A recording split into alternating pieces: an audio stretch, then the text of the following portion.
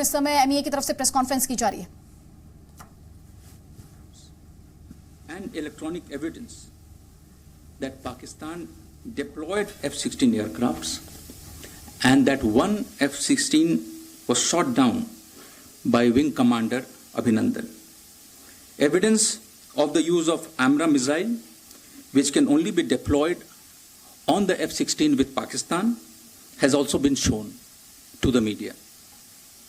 Pakistan should explain why it continues to deny that its F-16 aircraft has been shot down. We have asked the United States to also examine whether the use of F-16 against India is in accordance with the terms and conditions of sale. Since the Pulwama attack, the international community has stood with India in their condemnation of the attack, as well as in asking Pakistan to take concrete action against terrorists and terror infrastructure in territories under the control of Pakistan. The United Nations Security Council unanimously issued a press statement in which they have explicitly referred to the Jaish-e-Mohammed as having claimed responsibility for the attack. The UN Security Council press statement also calls for perpetrators, organizers, financiers, and sponsors of terrorism to be held accountable and brought to justice. It is regrettable that Pakistan still continues to deny Jaish-e-Mohammed's own claim of taking ownership of the Pulwama attack. In his interview to BBC on 1st March, Pakistan Foreign Minister said, and I quote, "They have not claimed responsibility of that." He means Pulwama attack. There is some confusion on that. The confusion is that the leadership has been contacted and they said no, unquote. Is Pakistan defending the Jaish-e-Mohammed and acting as its spokesperson? Does Pakistan's claim have any credibility? In 2004, the then President of Pakistan had made a solemn public commitment that they would not allow any territory under their control to be used for terrorist activity in any manner.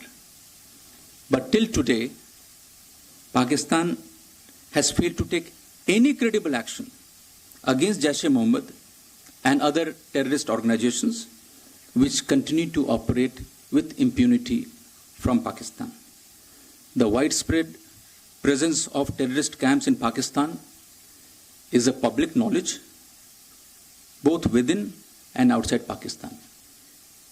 Repeated requests by us and the international community for Pakistan to take action against such groups has been met with denial.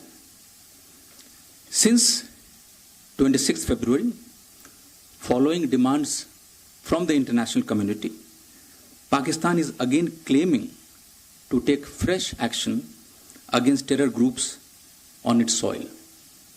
In an interview to CNN on 28 February, the Foreign Minister of Pakistan has said, and I quote, "Well, he, which is Masood Azhar, is in Pakistan, according to my information," unquote. Claims are being made that terrorist organizations will be proscribed, that some individuals have been placed in preventive detention, and that some action has been taken against seminaries and madrasas belonging to terrorist groups. We are seeing the same script that has been played out earlier. After the terrorist attacks on our parliament in December 2001, after the Mumbai terrorist attack in November 2008, and the attack on Pathankot Air Base in January 2016. Pakistan claims to proscribe groups and individuals, but this is confined only on paper. Actually, terrorist groups and individuals continue their activities without hindrance. Pakistan has not shown any serious intent to address the legitimate concerns of India and the international community.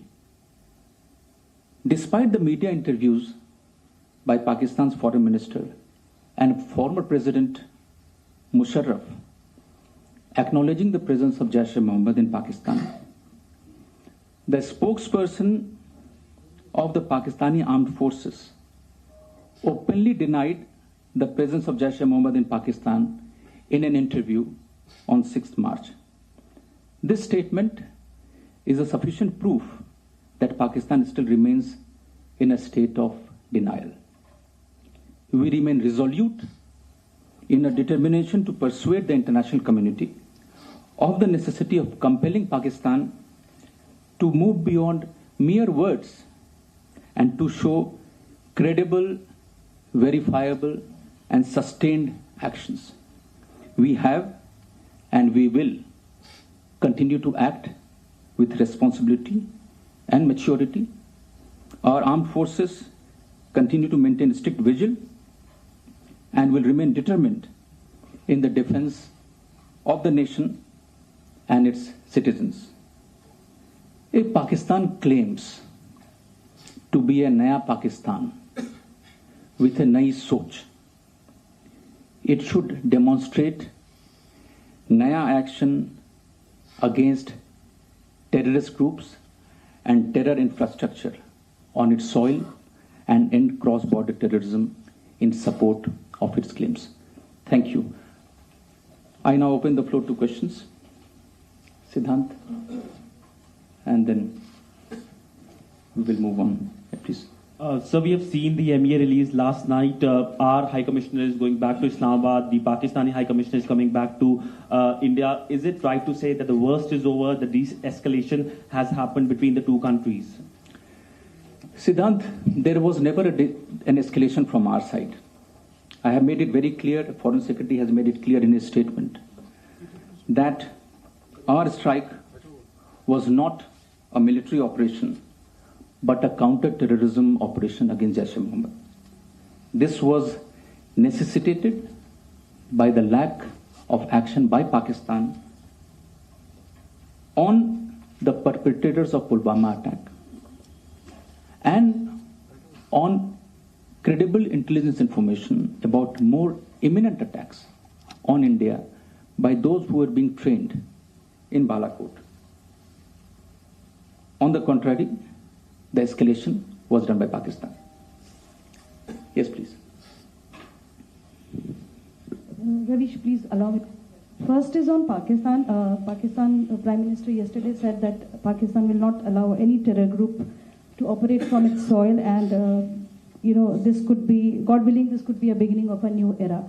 How would you respond to his last night's interview? And also a question on Nirav Modi. We are not seeing much of action against Modi compared to what we saw against Mr. Vijay Mallya. On the first question, the answer is in the statement which I have read. You see, we have seen this happening time and again. As I mentioned, that the same script is repeating again, you see. So Pakistan has to now move ahead beyond mere words and take some credible, verifiable, and sustained actions against terrorists and terror groups. So that is what they have to do. And on the second one, you see, you are aware that we have made a request based on information received from ED and CBI. We have made a request for extradition with the UK authorities in August last year. Despite whatever we see on television today, the status remains the same. UK is still to respond or is still considering a request for extradition of Nirav Modi. Any follow-up on that? Let me take all the questions. Yes, please, Maha.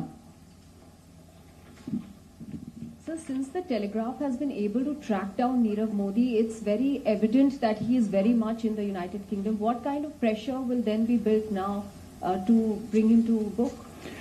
Maha, please try to understand that the fact that we have requested the UK government for extradition of Nirav Modi, it means that we were aware that he is in UK. Otherwise, we would not have made a request for extradition. And also try to understand how the whole process works. Just because he has been spotted doesn't mean that he can be immediately brought back to India. You see, there is a process. UK government, we have made a request. It is for the UK government now to consider a request and respond to the CBI and ED demand for extradition. Yeah, Pranay. तो MEA के spokesperson Ravish Kumar साफ कहते हुए पाकिस्तान क्या जैश ए मोहम्मद का spokesperson बन गया है? क्यों जैश को डिफेंड कर रहा है? बड़ा सवाल उठाते हुए आतंकियों के खिलाफ कोई कार्रवाई नहीं हुई, क्या नया पाकिस्तान नया एक्शन लेगा, जैसा कि भारत के विदेश मंत्रालय के प्रवक्ता रवीश कुमार कह रहे हैं।